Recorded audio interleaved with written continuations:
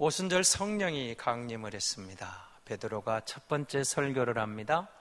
베드로의 설교는 너희가 예수 그리스도를 십자가에 못 박아 버렸다. 그 예수가 주다. 그 예수가 그리스도다. 이런 내용이었습니다. 예수가 주님이신데, 예수가 그리스도인데 너희가 무지하게도 십자가에 못 박아 버렸다는 거죠. 자, 이 설교를 들은 당시 청중의 반응이 나옵니다. 우리가 어떻게 할꼬? 우리가 어찌하면 좋겠느냐, 이 말입니다. 말씀이 들려오니까 양심이 찔린 겁니다. 그런데 여러분, 사실 이 현장으로 들어가서 보시면 이게 쉬운 말이 아니죠. 예수님이 십자가를 지신 지가 얼마나 됐을까, 이 순간? 약 50일, 글쎄요, 많이 돼서 한 2달 정도 되는 그 시점입니다. 그러니까 여기 모여있는 이 청중들은 갈보리 언덕 예수 그리스도의 십자가 사건을 누구보다 잘 알고 있습니다. 그 중에 어떤 사람들은 그 현장에 있었고, 어떤 사람들은 군중 심리에 휩쓸려서 예수를 십자가에 못 박아라, 못 박아라 외쳤던 그들 중에 한 사람일 수도 있었을 겁니다. 이렇든 저렇든 간에 적어도 그 당시 예루살렘 도성에 있는 모든 사람들에게 예수가 십자가에 죽었다는 사건은 모르는 사람이 없는 정말 어마어마한 사건이었습니다.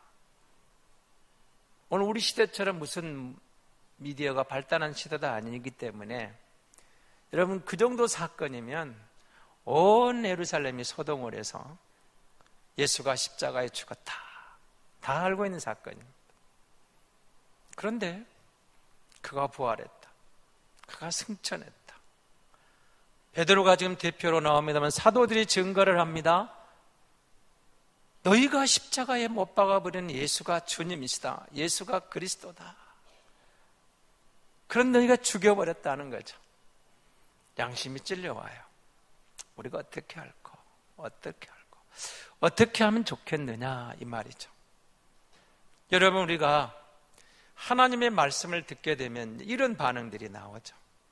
사도 요한이 복음을 전할 때, 세례 요한이 복음을 전할 때, 예수 그리스도가 복음을 전할 때, 나중에 바울이 복음을 전할 때, 그럼 나는 어떻게 해야 되는가? 우리는 어떻게 해야 되는가? 이런 반응들이 나오는 것을 보게 됩니다. 어떻게 할 것인가? 오늘 본문은 그에 대한 답입니다. 여러분, 하나님의 말씀이 내게 들려올 때 내가 뭘 해야 되지? 어떻게 해야 되지? 그럼 나는 어떻게 하라고? 이 말입니다. 회개하라는, 회개하라는 겁니다. 뭘 회개하라는 겁니까? 너희가 예수를 죽인 것을 회개하라. 아주 베드로는 직설법입니다. 예수를 죽인 것을 회개하라. 과거, 지난 사건이지만 2달 전의 사건이지만 너희가 예수를 십자가에 못 박아 버렸지 않았느냐? 그거 회개하라. 그거 회개해야 된다. 그럼 어떻게 할 거냐? 앞으로 어떻게 할 거냐? 회개하라. 다시는 그런 짓을 하지 않도록 미래를 향하여 그런 기회가 주어지면 다시는 그와 같은 짓을 하지 않도록 과거를 회개하고 앞으로를 바라보면서 그런 일을 하지 않도록 회개하라, 그 말입니다. 여러분, 우리가 교회에 와서 복음을 듣는다. 복음이 그리스도입니다. 예수입니다. 예수 그리스도가 복음인데 예수님이 하신 일이 뭐예요? 우리가 복음을 듣고 우리 양심이 찔릴 때 회개하라는 겁니다. 회개하라. 늘 말씀드리지만 회개할 수 있는 기회는 축복입니다. 회개할 수 있는 게 축복이에요. 회개하면 용서해 주신다는데 회개하라. 우리를 거기서부터 자유케 하는 문제, 회개하라는 것입니다. 여러분, 무엇보다도 여기 나와 있는 이 회개하라는 헬라어 단어가 메타노이아라는 단어인데요, 이렇게 생각하시면 됩니다. 뒤집어 엎어라, 그 말입니다. 우리가 지금 거꾸로 되어 있다는 겁니다. 뭘 거꾸로 되어 있는 겁니까? 원래 하나님 우리를 그렇게 만들지 않았는데 하나님과 올바른 관계를 세우고 살아가게 되어 있는데 죄가 이 땅에 들어옴으로 말미암아 우리가 지금 뒤집어 있다는 거예요. 그래서 예수 믿으라 이 말은, 회개하라 이 말은 이제 돌아서라는 거예요. 180도 돌이켜라, 돌아와라. 회개하라는 겁니다. 회개하라. 회개하라는 말은 단순히 여러분 반성하라 그 말이 아니죠.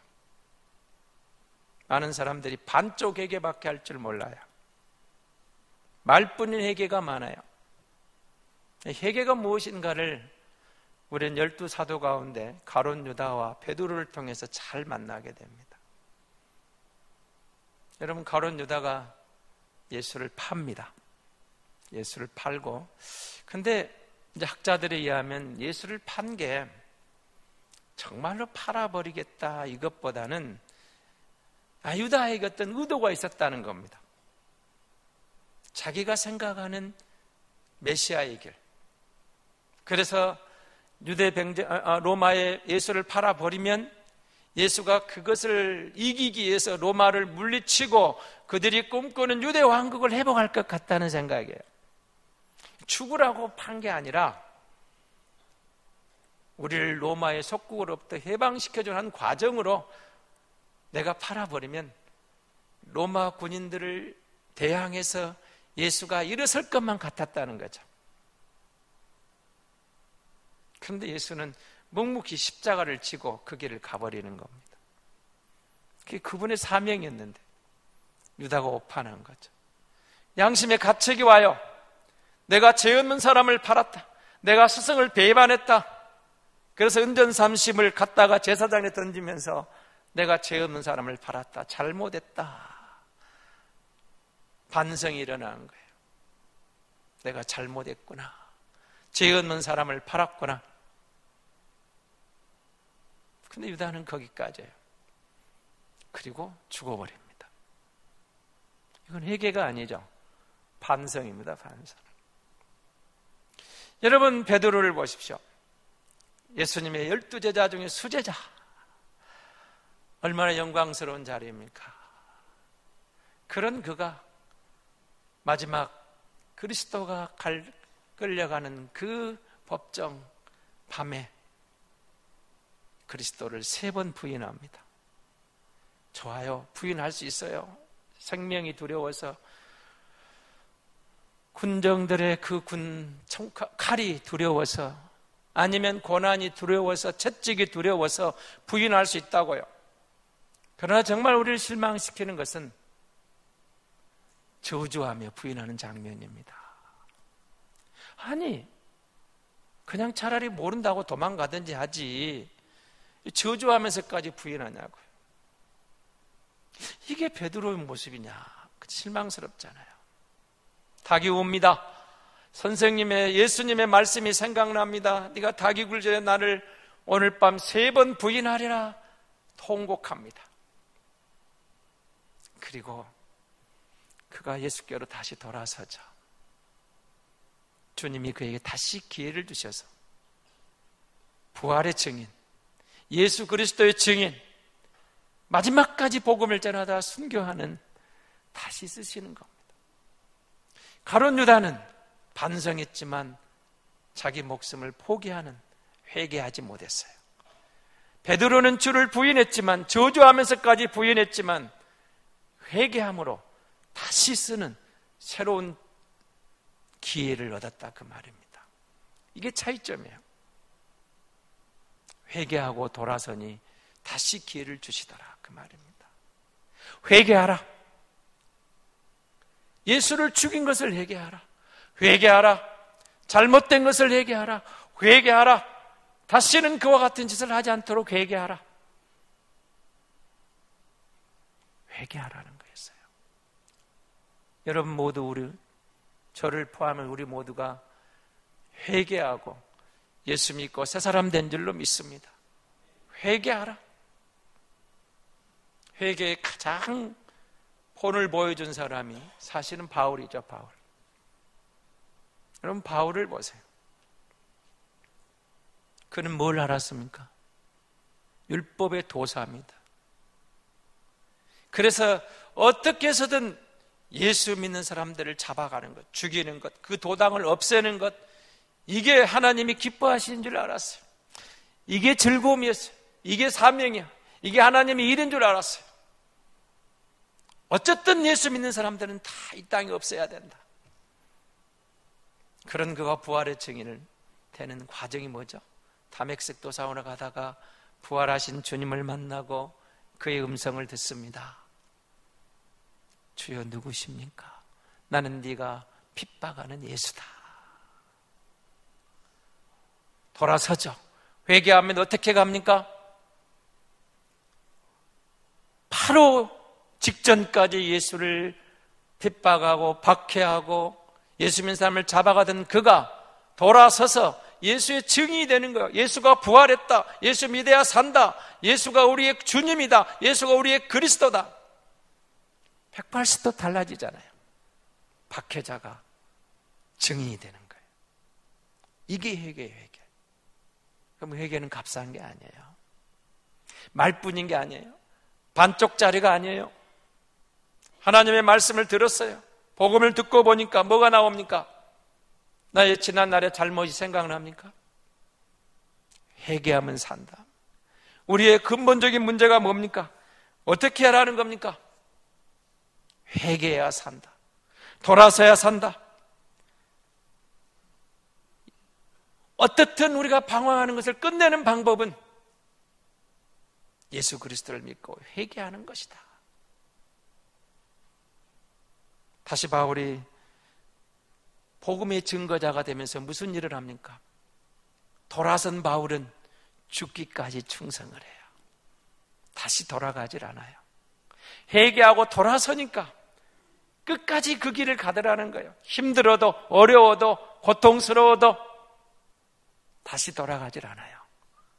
이전 것은 다 배설물을 여기고 그리스도 안에 고상한 것을 알았다. 회개하고 보니까, 말씀을 받고 보니까 주님을 따르는 길이, 주님을 아는 길이, 주님과 동행하는 길이 가장 복 있는 줄 알았다, 그 말입니다. 그래서 그 길을 간 거예요. 베드로는 다시 설교를 끝내고 물어오는 저들에게 두 번째 이런 말을 합니다. 예수 그리스도의 이름으로 세례를 받아라. 회개했느냐? 거기서 그치지 말고 거기에 그쳐서 이제 돌아서라. 예수의 이름으로 세례를 받아라. 예수의 이름으로 세례 받는 게 중요하다. 예수 그리스도의 이름으로 세례를 받아라. 예수 그리스도의 이름으로 세례를 받는 것은 두 가지를 생각하시면 되는데, 공개적으로 내가 주님 편에 섰습니다. 내가 하나님의 사람입니다라는 고백이에요. 고백입니다. 어떤 목사님이 이 부분을 이렇게 설명을 해놨더라고요. 우리가 세례 받는 것은 결혼식과 같다. 결혼식과. 여러분, 결혼하기 전에 한 남자와 여자가 사랑하고 좋죠. 연애하는 건 좋습니다. 그런데 말입니다. 결혼하기 전에 어떻습니까? 여러분 아들, 딸이 대학교 졸업반인데 3학년, 4학년 딸이 와서 다음 학기부터 남자친구하고 같이 살게요. 그러면 선뜻 동의해 줄 부모가 있을까요? 아무리 세상이 변해도 부모는 쉽게 동의 안 할 것 같아요. 아니다. 그렇다면 결혼하고 해라. 근데 결혼하면 뭐가 다른데요? 결혼한다는 것은 공개적으로 이 남자가 내 남편입니다. 이 여자가 내 아내입니다. 그럼 결혼하고 나면 둘이 같이 사는 게 당연하잖아요. 그렇죠? 사랑하는 게 당연해요. 결혼한 부부가 너무 사랑한다고 누가 뭐라고 합니까? 사랑하면 사랑할수록 좋은 거예요. 내 인생의 최고의 선택 잘한 것은 당신을 만난 거야.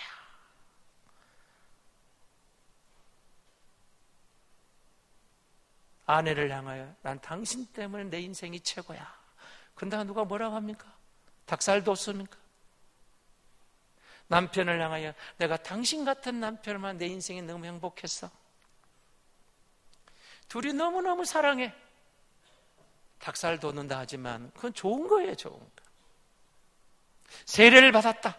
공개적으로 그리스도인이다. 예수 믿는다. 내가 예수 편에 섰다. 나는 하나님의 사람이다.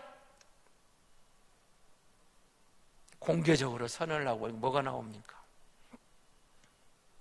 내 안에 새로운 게 목표가 생겼어요.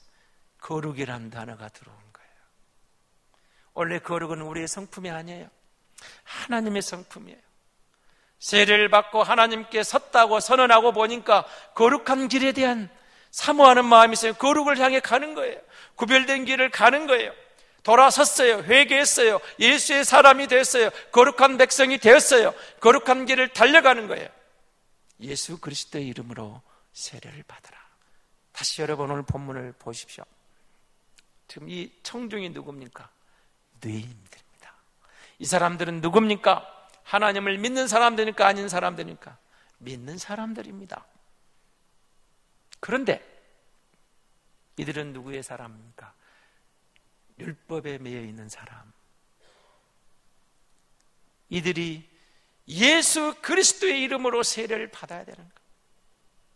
하나님을 안다는 유대인들도, 율법의 도사들도, 율법의 전문가인 사도 바울도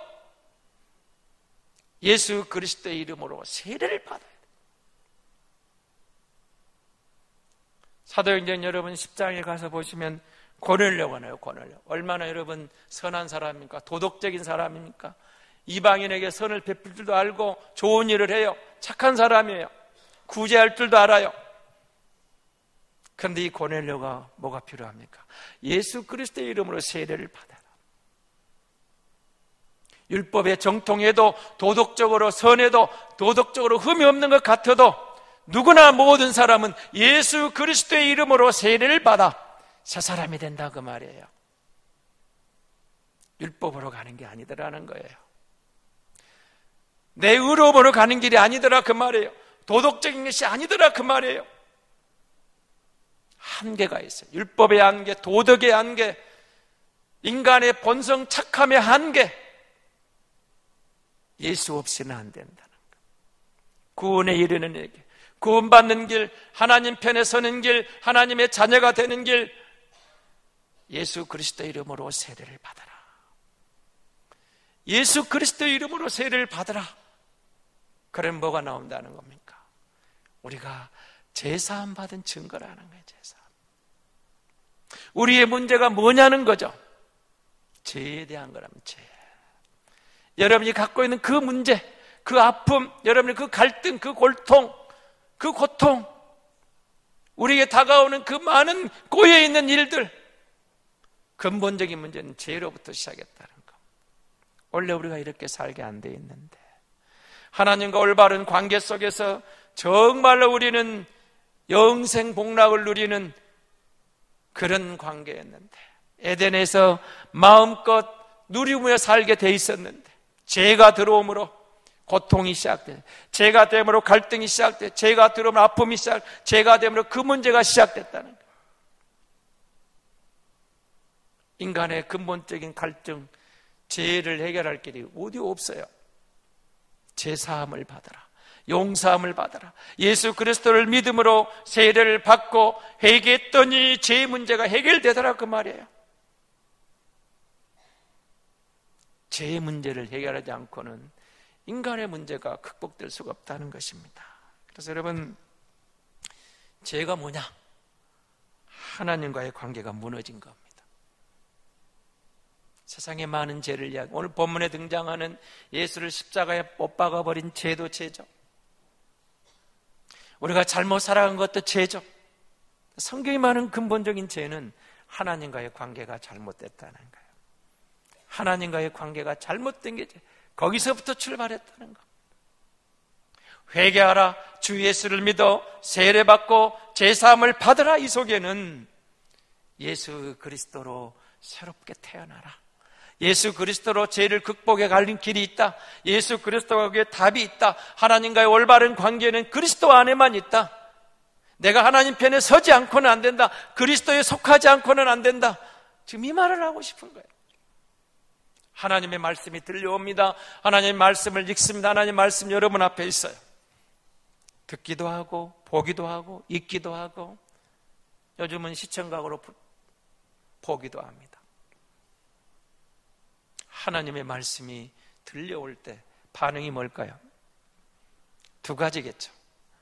귀로 듣고 예면해버린 사람, 머리로 듣고 마음으로 흘러들어와 양심의 가책을 느껴서 우리가 어찌할꼬, 내가 어찌할꼬.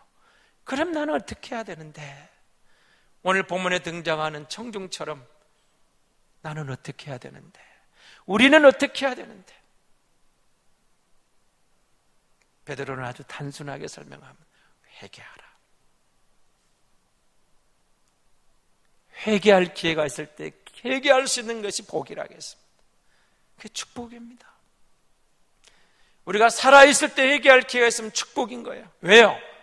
회개하면 산다겠어요. 예수 믿으면 산다겠어요. 예수 믿으면 용서받는다겠어요. 제 용서함을 받아, 제 사함을 받아라. 우리 주님이 우리 죄를 용서하신, 어떻게 용서하셨을까요? 이전 것은 다 지나갔다 가시잖아요. 동이 서에서 먼 것처럼 옮겨버렸다고 했잖아요. 공부를 하다가 글씨를 썼을 때 연필로 쓰면 지우개로 지우죠. 지우개로 지우면 지워지는데 문제는 흔적이 남아요. 그렇죠? 흔적이 남아. 그런데 주님이 우리를 용서하신 제 용서는 그런 게 아니에요. 흔적이 없어요. 동이 서에서 먼 것처럼 완벽하게 끝냈다. 내가 지불했다. 내가 대신 감당했다. 내가 도말해버렸다. 도말했다. 없애버렸다. 기억하지 않겠다. 흔적이 없이 지워버렸다. 그리스도의 보혈이 바로 그런 영향이 있는 거예요. 우리 힘으로 풀 수 없는 그 문제가, 율법으로 해결이 안 되던 그 문제가, 내 선함, 내 도덕적인 의로 해결이 안 되던 그 죄의 문제가 십자가의 보혈로 흔적이 없이 지워버렸다. 깨끗하게 끝냈다. 끝났다는 겁니다. 그래서 여러분, 회개하라는 말은 책망이 아니에요. 회개하라는 말은 우리를 힘들게 하는 말이 아니에요. 회개하라는 말이, 이 회개하라는 말을 듣고 회개하는 자가 복 있는 사람인 줄 믿습니다. 예수를 믿음으로 회개할 수. 내가 세례받았다. 어떻습니까? 여러분, 오늘 예배하는 대부분 아마 98%, 99%는 세례받은 성도들인 줄 믿는데요. 여러분, 세례받고 뭐가 달라지셨습니까? 세례 현장은 어땠습니까? 세례받을 때 어떤 감정이 왔습니까? 감정이 중요한 건 아닙니다. 그러나 성부와 성자와 성령 이름으로 세례를 받고 보니까 여러분, 우리 마음에 울림이 와요. 내가 예수께 속했다. 이제 나는 예수 편이다. 더 이상 사탄 편이 아니다. 더 이상 제 편이 아니다. 예수 편에 서 있다. 하나님의 사람이다. 이걸 공개적으로 선언하고 보니까 어떻게 되는 겁니까? 예수님 편에 속한 사람다운 삶으로 나아가더라는 거죠. 가는 거예요. 예수 편에 속한 사람, 제 사함을 받았어요. 제 용서함을 받고 오니까 이제는 그리스도 편에 있다. 예수 편에 있다. 근데 문제가 생겼어요. 여러분, 우리 장로님들이 기도하시면서도 지난 한 주간 말씀대로 잘 살지 못했습니다. 회개합니다. 이런 표현들이 나오죠. 돌아보니 우리가 또 회개할 게 생기는 거예요. 베드로가 이어집니다. 뭐라고 하죠? 성령을 선물로 받을 것이다. 예수 믿었어요. 회개를 했어요. 새 사람이 됐어요. 세례받고 공식적으로 주님 편에 섰다고 선언을 했는데 내 의지로 이 믿음을 지키기가 쉽지 않더라는 거예요. 그래서 주님이 우리에게 보혜사 성령을 보내신 거죠. 보혜사 성령, 돕는 자, 우리 마음을 지키기 위해서 하나님의 사람을 지켜주기 위해 보호자, 가드, 이 우리 보호자 어떻게 됩니까? 우리에게 수호신처럼 성령을 보내셨다 그 말이에요. 여러분, 저와 여러분이 정말 이 한 주간이 중요한 주간이고 우리 대표 기도를 잘해 주셨는데 나라와 민족을 위해 기도하셔야 됩니다. 그런데 말입니다. 남북으로 갈려진 대한민국, 지상의 유일한 분단족, 그렇죠. 근데 지금 휴전선에는 누가 있어요? 우리 군인들이 지키고 있죠. 만약에 말입니다. 휴전선에는 모든 군인들을 철수했다고 합시다. 그럼 이 나라 안보는 어떻게 되겠습니까?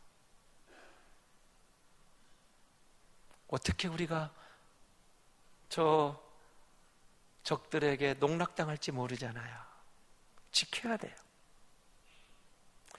주님이 우리에게 성령을 보내신 이유가 그거예요. 내 사람이 되었느냐, 내 편이 되었느냐, 너희 안에 성령을 보내주겠다. 성령이 우리의 믿음을 지켜주는 거예요. 성령이 우리를 보호해 주는 거예요. 다윗은 죄의 세력이 침범하지 못하도록, 악한 영이 침범하지 못하도록, 더러운 사탄이 우리를 공략하지 못하도록 성령이 우리를 지키셔서 이 구원을 완성하도록 도와주시겠다는 거죠. 회개하고 주 예수 그리스도의 이름으로 세례를 받고 제사 받은 성도들에게 성령이 오셨어요. 성령이 우리를 지켜주는 거예요. 되돌아가지 않도록.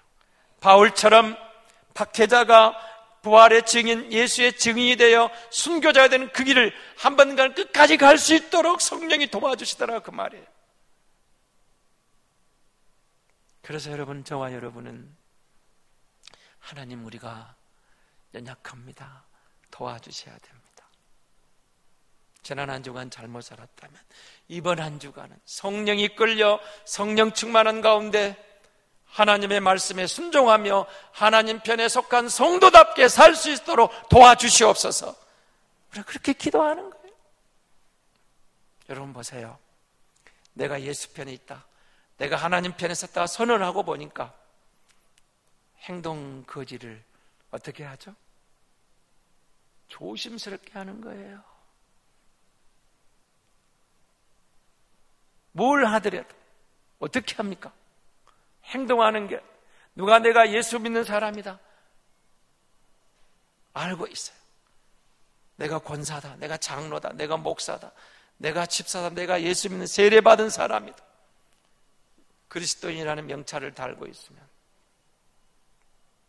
여러분, 우리의 삶이 좀 조심스러워지잖아요. 왜요? 적어도 그들에게는 내가 예수를 대표하는 사람이거든요. 세상은 나를 보면서 예수를 봐요. 내가 예수 믿는 명찰을 가슴에 달았으니까. 그래서 회개한 사람, 예수 이름으로 세례받은 사람, 예수 편에 선 사람들은 세상이 따라 흘러가는 대로 따라가지 아니하고 예수 편에 속한 사람답게 말씀에 주목하면서 이 말씀을 가지고 순종하며 살아가도록 하나님이 우리를 격려하시는 거예요. 그래서 성령을 보내주신 겁니다. 악령을 이길 수 있도록, 죄와 싸울 수 있도록, 거룩한 성도로 승리할 수 있도록, 성령의 열매를 맺을 수 있도록, 그리스도의 증인이 될 수 있도록 성령이 우리를 도우시고 격려하고 지켜주시는 거예요. 저와 여러분이 근본적인 문제, 죄에서 자유함을 누리는 길은 주 예수를 믿어 그의 이름으로 세례를 받고 성령 인도함을 받는 길밖에 없는 줄을 알고 그를 의지할 때 하나님이 우리를 도우셔서 그 길을 걷게 하시고 성령의 열매를 맺도록 도와주셔서 승리하게 해주실 줄로 믿습니다.